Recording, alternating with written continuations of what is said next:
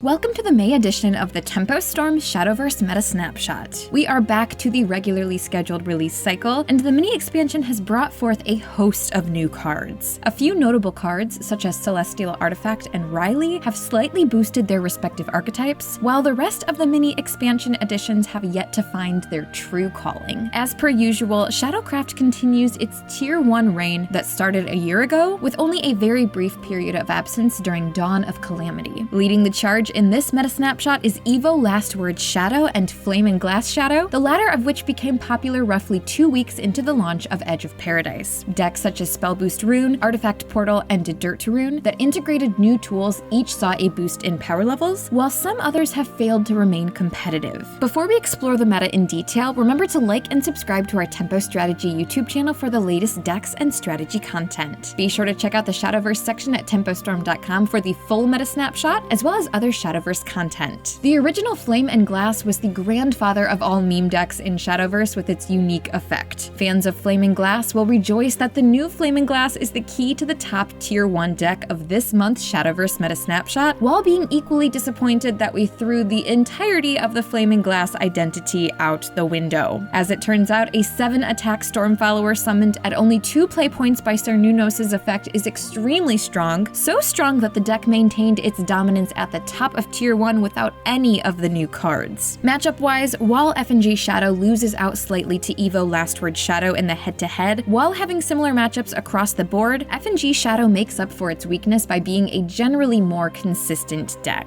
Evo Last Word Shadow comes in a close second after FNG Shadow. While structurally similar, Evo Last Word Shadow relies less on the necromancy aspect, has a heavier emphasis on Last Word synergy, and overall plays more like a mid-range deck than a control deck. Trailing behind the Shadowcraft overlords is Spell Boost Rune. The mini expansion has granted the deck Burgent, Layered Sorceress, a card that can not only tutor spells, but also comes with a handy onion patch that can trigger Spell Boost. While Spell Boost Rune struggles against its Tier 1 peers that flood the board, it has an even matchup against FNG Shadow and positive matchups against the wide spectrum of Tier 2 decks. Aggro Rally Sword comes in 4th in Tier 1. Neither Mars nor Noble Shield Maiden are well suited for the aggressive game plan, so there have not been any notable changes to the composition of the deck. This aggressive archetype continues to prey on Spell Boost Rune, and while it may appear to have a broad range of unfavored matchups, the pace and ease of piloting this deck makes it a great choice for everyday ladder climbing. Coming in the final spot in the Tier 1 list is Artifact Portal. The brand new Celestial Artifact acts as a 1 play point artifact tutor, taking over the slot from Retracing the Past. This new addition improves the deck's consistency, and in doing so improves its power level via Melody's Return. Matchup-wise, Artifact Portal is able to stand toe-to-toe with the 2 Shadowcraft decks and has favorable matchups against the other 2 Tier 1 candidates. However, its unfavored matchup against Buff Dragon, still a popular deck choice, holds Artifact Portal back from climbing higher. FNG Shadow is a great deck to ladder with, and we expect the deck to be relevant for a while, so it is never a bad time to pick it up. Worst case scenario, the deck can still be converted to the tried and true Evo LW Shadow deck.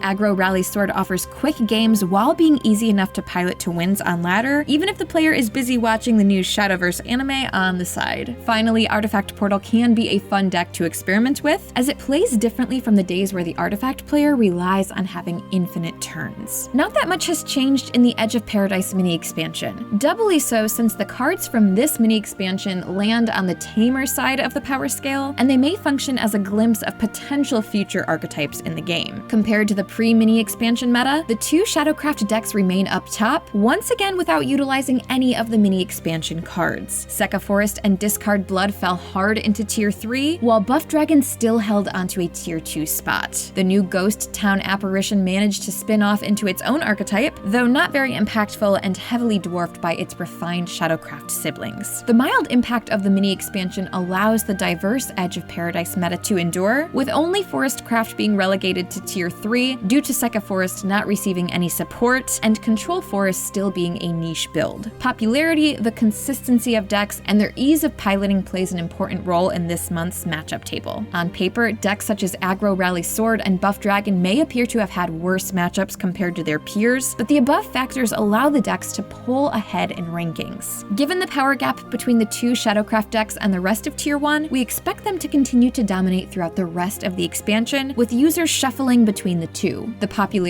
of the other Tier 1 decks are expected to remain dynamic, especially once players further uncover the power of Riley in Dirt Rune and the limits of Artifact Portal. Be sure to check out Noir's new Buff Dragon guide and Zone's Liquify guide on TempoStorm.com. We will be releasing more analytical content in the upcoming weeks, and we will see you all in next month's edition of the Shadowverse Meta Snapshot.